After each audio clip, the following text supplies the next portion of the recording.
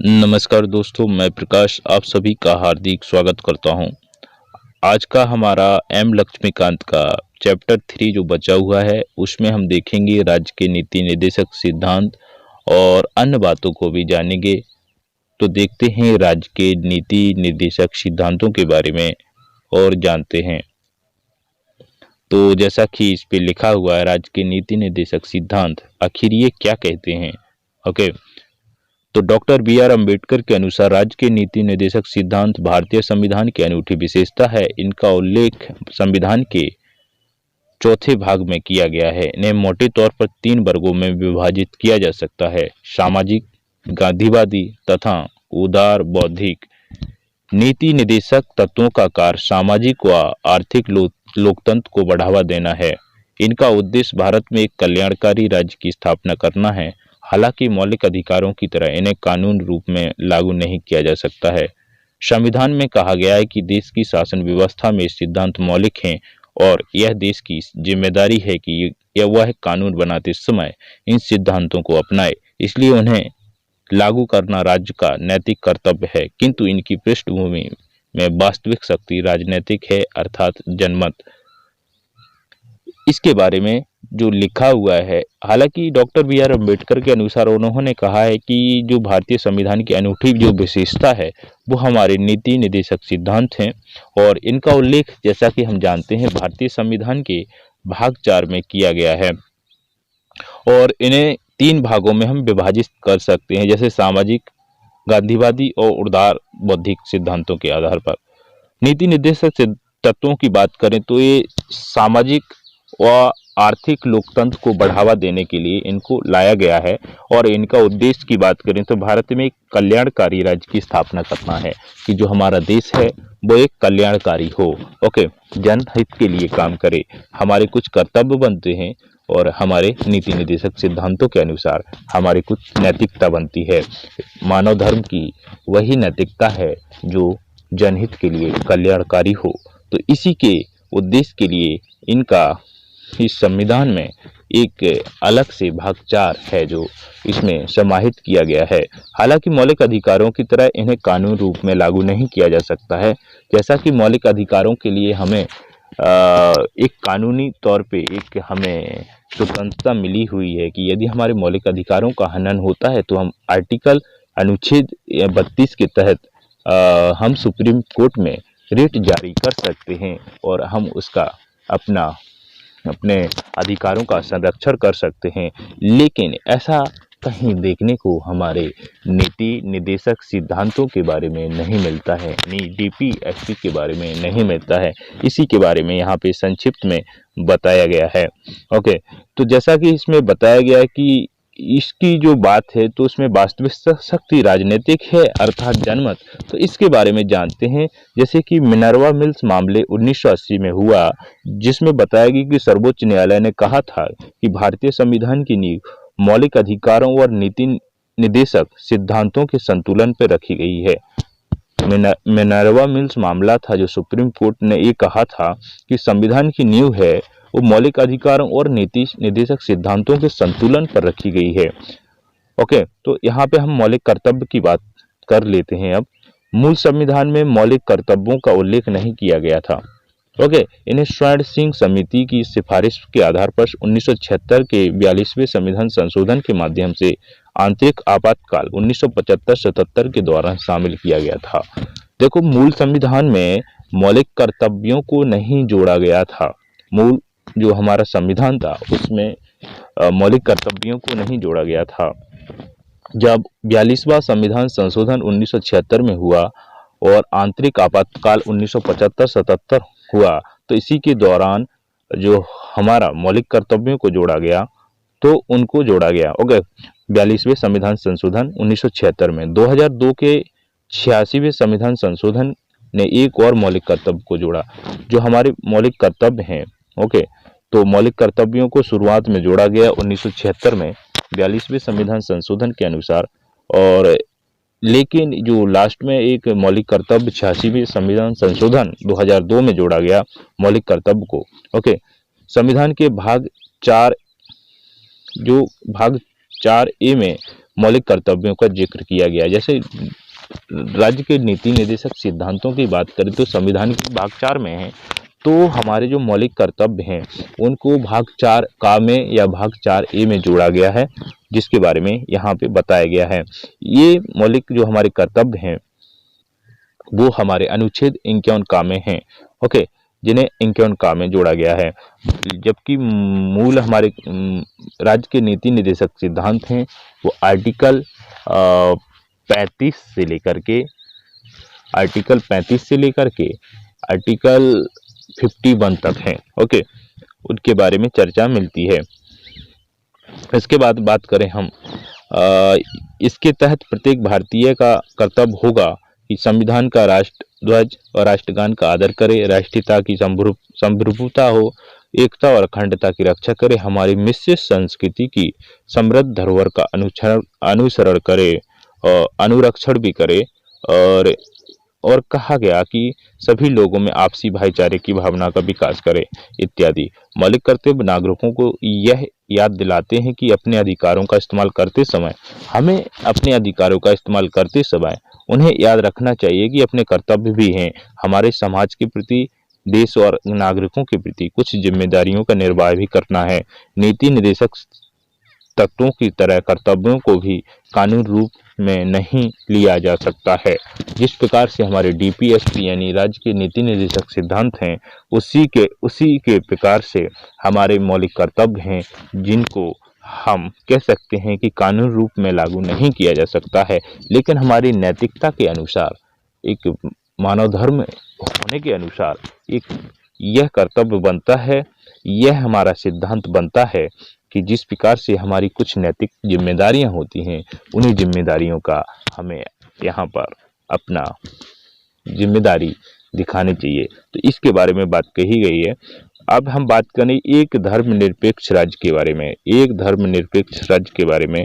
तो भारत का संविधान धर्मनिरपेक्ष है, इसलिए यह किसी धर्म विशेष को भारत के धर्म के तौर पर मान्यता नहीं देता है। संविधान के निम्नलिखित प्रावधान भारत के धर्मनिरपेक्ष लक्षणों को दर्शाते हैं। जैसे कुछ लक्षण हैं, ओके, तो लक्षण क्या हैं? वर्ष 1976 के 42वें संविधान संशोधन द्वारा संविधान की प्रस्तावना में धर्मनिरपेक्ष शब्द को जोड़ा गया। जो धर्मनिरपेक्ष शब्द है, ये मूल संविधान में नहीं था, जिसको 42वें संविधान संशोधन 1976 के द्वारा जोड़ा गया हमारी प्रस्तावना में। इसीलिए 42वें संविधान संशोधन को भारत का मिनी संविधान कहा जाता है, यानी मिनी कॉन्स्टिट्यूशन कहा जाता है। ओके, प्रस्तावना हर भारतीय नागरिक की आस्था है, पूजा अर्चना और विश्वास की स्वतंत्रता की रक्षा करती है। किसी भी व्यक्ति को कानून के समक्ष समान समझा जाएगा और उसे कानून की समान सुरक्षा प्रदान की जाएगी। अनुच्छेद 14A कहता है, धर्म के नाम पर किसी भी प्रकार का भेदभाव नहीं किया जाएगा। अनुच्छेद 15A कहता है, सामाजिक सेवाओं में सभी नागरिकों को समान अवसर दिए जाएंगे। जितने भी सार्वजनिक काम हैं, सेवाएं हैं, जो कि पब्लिक सर्विस हैं, उनके लिए किसी भी नागरिकों के साथ किसी भी प्रकार का भेदभाव नहीं किया जाएगा। उनके साथ समान अवसर की भावना के साथ उनको पेश किया जाएगा।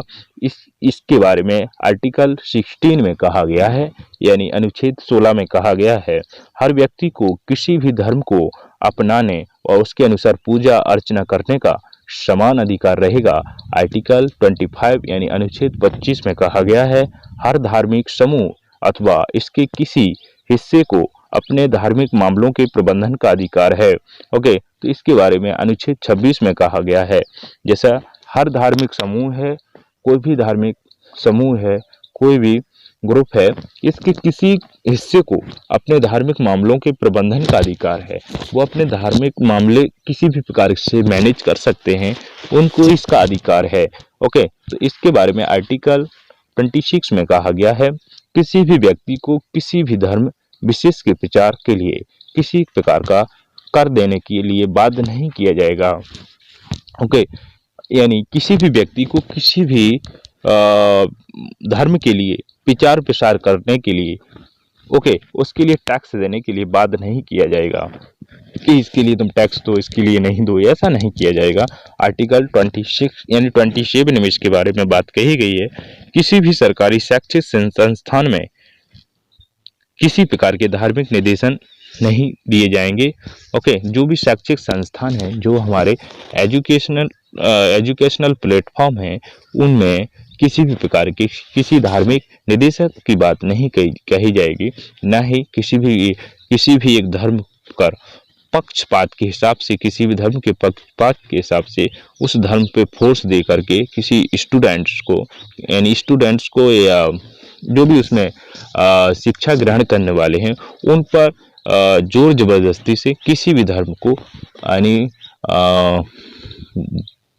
उन पे क्या फोर्स देके लोड नहीं किया जाएगा, उन पे एक प्रकार से फोर्स देके उन पे अप्लाइड नहीं किया जाएगा कि आप इसको मानिए। ओके, तो आर्टिकल 28 में इसके बारे में कही गई है बात। अब इसके बाद नागरिकों के किसी भी वर्ग को अपनी भाषा, लिपि अथवा संस्कृति को संरक्षित कर रखने का अधिकार है। ओके, किसी भी वर्ग को अपनी भाषा है, उसकी लिपि है, उसकी संस्कृति है, उसको संरक्षण करने का अधिकार है।